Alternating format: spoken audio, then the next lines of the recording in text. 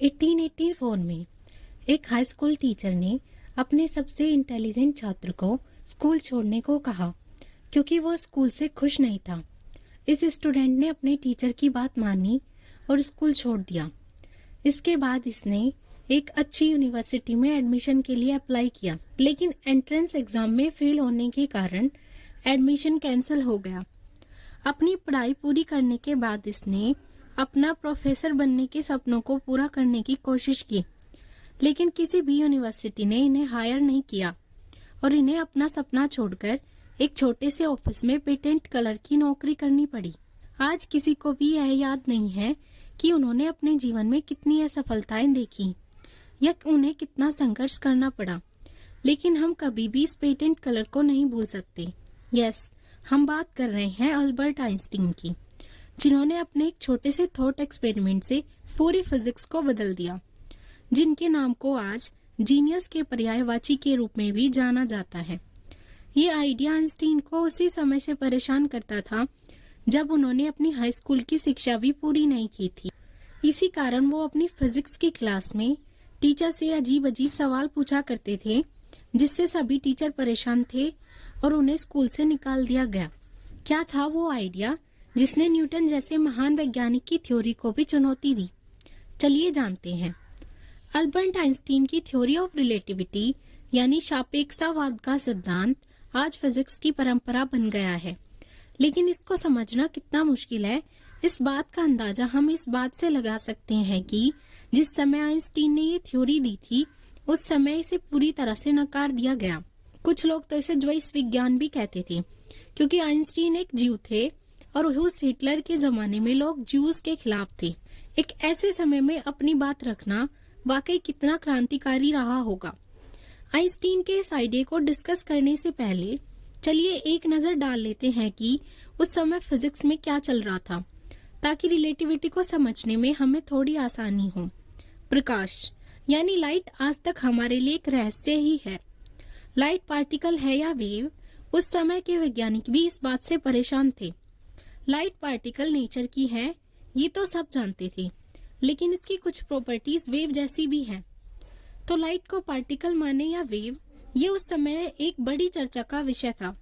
Newton जैसे वैज्ञानिक light को पार्टिकल मानते थे, तो कुछ फेमस वैज्ञानिक जैसे हाइजेनबर्ग, डी ब्रोगली लाइट के वेव नेचर के पक्ष में भी थे। फाइनली 1801 में थॉमस यंग ने अपना young double slit experiment perform किया, जिसे लाइट का वेव नेचर साबित हो गया। लेकिन एक वेव को चलने के लिए मीडियम यानी माध्यम की जरूरत होती है। जैसे पानी को लहरें बनाने के लिए पानी की जरूरत होती है, यहाँ पानी की लहरों के लिए मीडियम पानी है। अब समस्या ये थी कि लाइट तो स्पेस में भी ट्रेवल कर सकती है, क्योंकि हम तारों की रोशनी को साफ देख सकते हैं, लेकिन स्पेस तो खाली है, फिर लाइट वेव्स ट्रेवल कैसी करती हैं? इस समस्या को सुलझाया हाइजन ने। उन्होंने कल्पना की कि हमारा पूरा स्पेस ईथर नाम के एक चमकदार पदार्थ से भरा हुआ है और प्रकाश इसी माध्यम से आगे बढ़ता है। अगर हम इस थ्योरी को थोड़ा ध्यान से सोचे तो वास्तव में ये कितना डेंजरस विचार लगता है। 19वीं शताब्दी में अधिकांश के लिए एक मान्य सिद्धांत था, क्योंकि इसको मानने के अलावा और कोई ऑप्शन था ही नहीं। या तो आप इस थ्योरी को मानो, नहीं तो आप बेहतर थ्योरी से यह समझाओ कि लाइट किस मीडियम से चलती है। अब ईथर की थ्योरी तो हाइजन ने दे दी, लेकिन इसको साबित करना अभी बाकी था। बाद में उसी शताब्दी में दो वैज्ञानिक एल्बर्ट माइकलसन और एडवर्ड मोरले ने ईथर की उपस्थिति को सही साबित करने के लिए एक प्रयोग किया, जिसे हम माइकलसन मोरले एक्सपेरिमेंट के नाम से जानते हैं।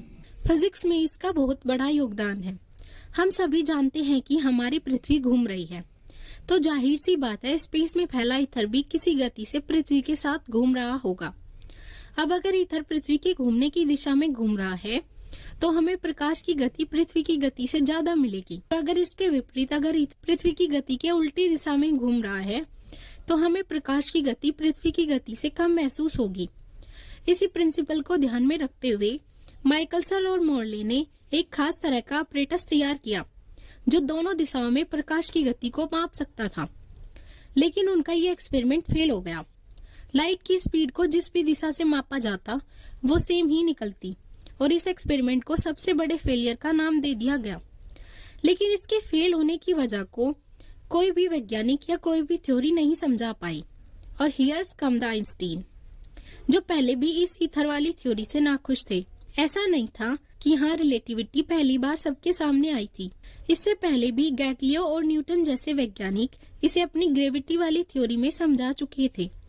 उदाहरण के लिए मान लें कि आप एक चलती ट्रेन में टहल रहे हैं और प्लेटफॉर्म पर खड़ा आपका दोस्त आपको ऐसा करते देख रहा है। अगर हम मान लें कि आपकी स्पीड 10 किलोमीटर प्रति घंटा है और ट्रेन की गति 100 किलोमीटर प्रति घंटा है, तो आपके दोस्त को आपकी स्पीड 110 किलोमीटर प्रति घंटा महसूस होगी। यानी आपकी स्पीड और ट्रेन की स्पीड आपस में जुड़ जाएगी। यही रिलेटिविटी है। ये आइडिया का लॉजिक तो समझ आता है, लेकिन जब हम रिलेटिविटी का यही नियम प्रकाश पर लगाने की कोशिश करते हैं तो नाकामयाब हो जाते हैं, क्योंकि प्रकाश अलग तरीके से व्यवहार करता है। 16 वर्ष की उम्र में जब आइंस्टीन एक कलर की नौकरी करते थे, तब उन्हें ये ख्याल परेशान करता था कि अगर वे लाइट के साथ साथ लाइट की स्पीड से ट्रेवल करें तो उन्हें क्या दिखाई देगा। आइंस्टीन के अनुसार लाइट उन्हें एक स्टेशनरी वेव की तरह स्थिर दिखाई देगी, लेकिन 1808 में मैक्सवेल ने ये साबित कर दिया था कि लाइट एक इलेक्ट्रोमैग्नेटिक वेव है और ये मैक्सवेल के इन 4 नियमों को फॉलो करती है, जिसके अनुसार लाइट वेव कभी भी स्टेशनरी नहीं हो सकती, न ही इसका कोई भी पार्टिकल किसी भी समय पर हमें स्टेशनरी दिखाई देगा। लाइट के साथ साथ लाइट के पार्टिकल को भी एक कांस्टेंट स्पीड से चलना होगा और वो कांस्टेंट स्पीड होगी 3 × 10⁸ मीटर पर सेकेंड। अब इसे समझने के लिए आइंस्टीन ने कल्पना की एक ऐसी ट्रेन की जो प्रकाश की गति से आगे बढ़ रही हो। उन्होंने सोचा कि अगर मैं इस ट्रेन में यात्रा करूं तो क्या होगा। शायद जब मैं इस ट्रेन में यात्रा कर रहा हूँगा तब मेरे लिए ये जानने का कोई तरीका नहीं होगा कि मैं किस गति से आगे बढ़ रहा हूँ, जब तक मैं किसी खिड़की के बाहर की चीजों को ना देख लूं।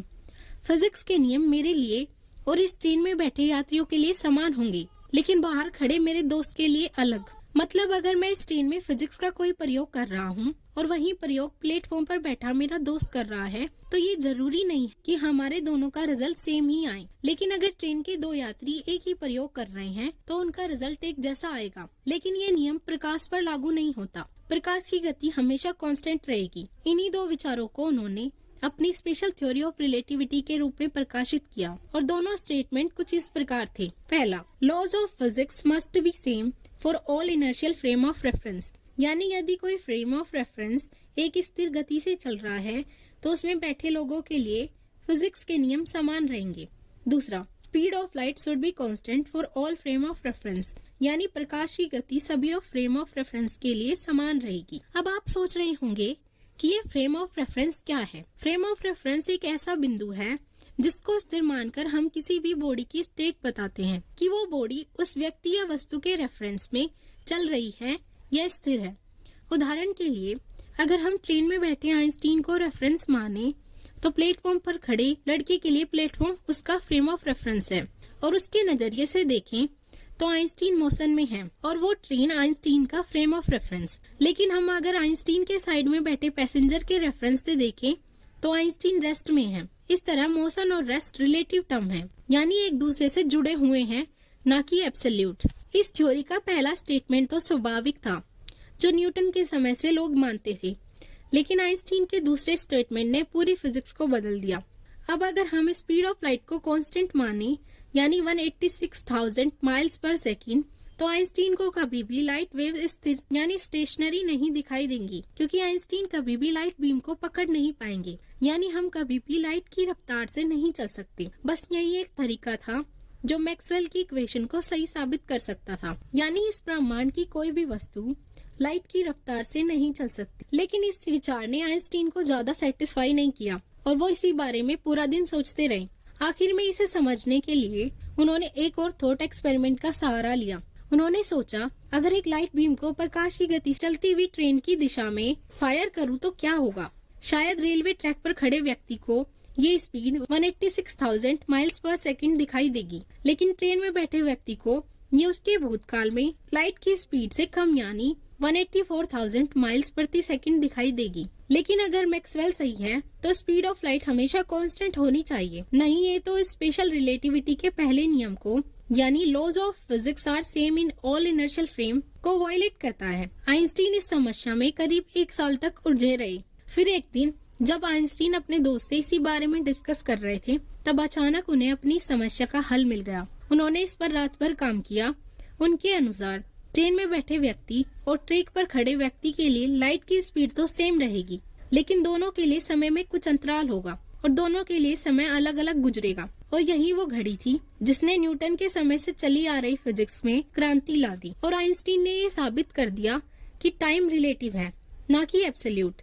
इसलिए ये जगह और व्यक्ति के हिसाब से बदल जाता है। अलग अलग फ्रेम ऑफ रेफरेंस में हमें समय अलग अलग महसूस होता है। कोई भी ऐसा फ्रेम ऑफ रेफरेंस नहीं है जो एब्सोल्यूट हो। एब्सोल्यूट रेस्ट और एब्सोल्यूट टाइम एग्जिस्ट ही नहीं करते, लेकिन speed of light her frame में कांस्टेंट रहेगी। और जब कोई वस्तु प्रकाश की गति से चलेगी तो स्पीड ऑफ लाइट को कांस्टेंट रखने के लिए टाइम स्लो हो जाएगा, जिसे हम टाइम डायलेशन कहते हैं। ऐसे ही ज्यादा तेज रफ्तार से चलने वाली वस्तु हमें छोटी दिखाई देगी और उसका मास भी बढ़ जाएगा, जिसे हम लेंथ कॉन्ट्रैक्शन के नाम से जानते हैं। और जब लाइट हमेशा कांस्टेंट होती है और लाइट एक इलेक्ट्रोमैग्नेटिक वेव है, तो इसे ट्रेवल करने के लिए किसी भी मीडियम की जरूरत नहीं होती। इसलिए ईथर जैसा कोई भी मीडियम हमारी स्पेस में एग्जिस्ट ही नहीं करता। इसी स्पेशल थ्योरी ऑफ रिलेटिविटी ने ये भी बताया कि हमारा मास फिक्स नहीं होता, ये हमारी तेज गति के साथ बढ़ता रहता है। इसलिए मास को एनर्जी में और एनर्जी को मास में बदला जा सकता है। और यही जन्म हुआ फिजिक्स के सबसे बड़े सिद्धांत का,